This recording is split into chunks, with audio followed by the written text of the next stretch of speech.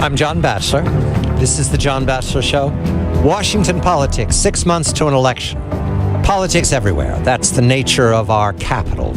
And I welcome two political speakers, my colleague and co-host, Thaddeus McCotter at WJR, the great voice of the Great Lakes. Mr. McCotter, isn't it a treat to be a recovering congressperson, observing the machinations of the House of Representatives as it prepares for an election by looking under mattresses, looking in corners, shining flashlights in garages? Good evening to you, Thaddeus. Good evening, John.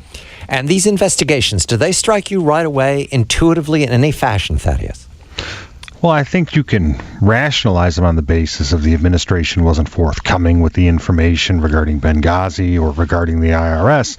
But to the average citizen that's going about their daily lives, the timing of it does smack of politics, rightly or wrongly. And the risks, Thaddeus. Do you wince when you see investigations with your colleagues taking on the possibility that the evening news is going to feature unfortunate quotes and contemptuous scowls and unnecessary, unacceptable tweets? You understand the whole gamut. Well, I don't wince. Oversight is the responsibility of the Congress, John. I think, especially in the IRS case, it's more of a sense of frustration that they would call for a special prosecutor to be put in place. But the reality is, again, how you go about this, have you made the case throughout the past so that doing it at this point in time seems like something you are almost compelled to do to get to the bottom of something rather than something you choose to do to get ahead in an election? We welcome our colleague Francis Rose of the Federal News Radio, In Depth with Francis Rose. The news of the moment is that Mr. Boehner, the Speaker of the House, has named the committee. Trey Gowdy was known as the South Carolina former prosecutor who will lead the committee, but now it's Susan Brooks of Indiana, Jim Jordan of Ohio, Mike Pompeo of Kansas, Martha Roby of Alabama, Peter Roskam of Illinois, Lynn Westmoreland of Georgia. Francis, a very good evening to you. The Benghazi Committee, at this point, lacks a Democrat. Will that continue to your information? Well, the information that I'm learning, John, and good evening to you and Thaddeus, is that the Democrats will eventually place one member on that committee. That's the talk on the Hill today. Who that might be, what stature that person might have, and so on, yet to be determined. But they appear to be taking the tact of wanting to be able to say we participated even though this smelled to our test, but we wanted to have somebody there to keep an eye on those Republicans. Thaddeus, what's the best case scenario for Mr. Boehner? You were in the leadership. You can sense how they're looking at this. What would the mission statement be for these next 6 months till the election? Well, I think it's one, to get to the bottom of it, two, to put a policy forward for consideration to ensure that it doesn't happen again, and most importantly, from a political standpoint, do not overplay your hand. Now, I think that the Democrats here are helping. This is a committee that has been set up. You are the minority. You still have a responsibility to help conduct oversight, to participate in the process. If you believe that this thing is a scam committee, if you believe that this thing really shouldn't be put in place, you should still treat it as a proper committee and make those points there.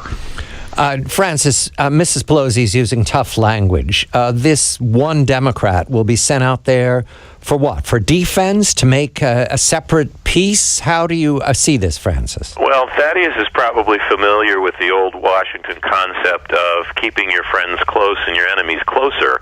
And so the idea that the Democrats would say, well, we're not going to participate in this at all because it's a farce, would allow the Republicans to go and do pretty much whatever they wanted without any Democratic say involved in what they do as far as who they talk to and the documents they ask for and all of that.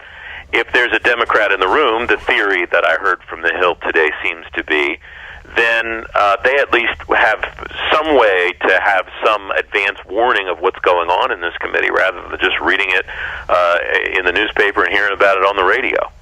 Since 2008, the crisis, Thaddeus, you and I have been talking about the risks of the Republicans who complain, there's another word, whine, after they're treated poorly in the media reports of their conduct. Has anything changed profoundly that we're not seeing the same Republican Party that's mishandled every opportunity since the financial crisis of 2008?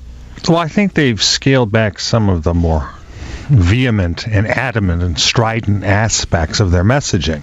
I think that's very important. I think actually, and I'll let Francis agree or disagree with this, but it's kind of the movement that we've seen starting with the naming of Kathy McMorris Rodgers to deliver the response to the State of the Union.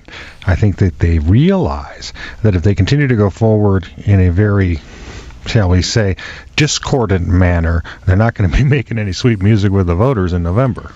Yeah, I think Thaddeus is exactly right, John. The word that I thought of was strident. That's what they're trying to avoid, is the conveying stridency to the average voter who doesn't think about Washington except for the 2 or 3 months before an election. We're getting close to that window, as you mentioned when we first started our conversation, 6 months out now. And so the message that I kept hearing throughout the speaker's news conference was, we're not going to do anything to rock the boat with independent voters. The political message there, I think, is interesting too, because he wasn't saying with what he was saying, we need to rally our base. He was saying we want to make sure that we're reaching out to people who may not normally consider voting Republican and ask them to vote Republican this time. The McMorris Rodgers selection, as Thaddeus mentioned, is an example of that, and I think what we heard today about Benghazi is an example of that. Lois Lerner, the IRS, within these last days, the House of Representatives has voted to hold her, Mrs. Lerner, in contempt for her conduct in the IRS investigation. To my knowledge, there's no special committee for this yet, and there's no special prosecutor, but the news is that the House is asking Eric Holder to appoint, in some official way, a special prosecutor. Thaddeus, is there coterminous risk of the Lerner hand because the Republicans can overplay? Well, I think they admitted that in part, or at least tacitly, when they called for the special prosecutor for Holder to appoint, Attorney General Holder to appoint one. I think Boehner also understands that it's going to be very hard to avoid stridency the more committees and the more investigations you have going on. And Francis, the Lerner case, it's really difficult. I'm lost. I've followed this story carefully. I don't know what they want. I don't know what they're seeking. What? Her emails? Her testimony? What is it that the House wants? Yeah, there's really no way to know, John.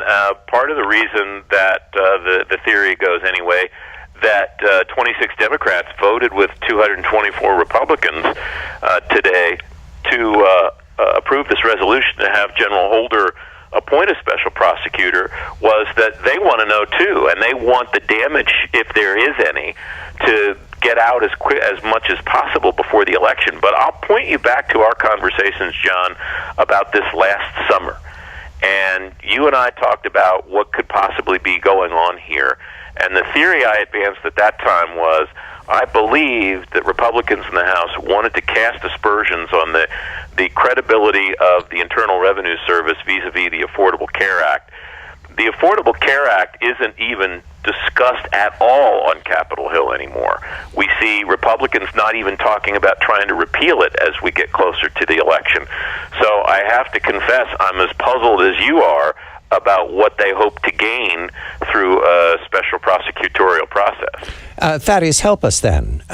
Lois Lerner, it's tough to connect that to the White House. It's really tough to connect that to Mrs. Pelosi or any campaign out there. So, again, can you guess at their mission statement here for the next 6 months? I think that in some ways they're saying we've done as much as we can with the cooperation we've received, and that's why they asked for a special prosecutor to be appointed. In some ways, it's an admission that they have gone as far as, it's a profession that they have gone as far as they can, and an admission that they can really go no further and get to the bottom of it. Thaddeus McCotter is at WJR, the great voice of the Great Lakes. Francis Rose of Federal News Radio is in Washington. These are parallel events. It's impossible to explain this in the history of the United States of America, that you'd have two investigations at the same time, 6 months out before the election, and not be entirely the wit of a political actor. Entirely the wit of a political actor. I'm John Batchelor. This is The John Batchelor Show.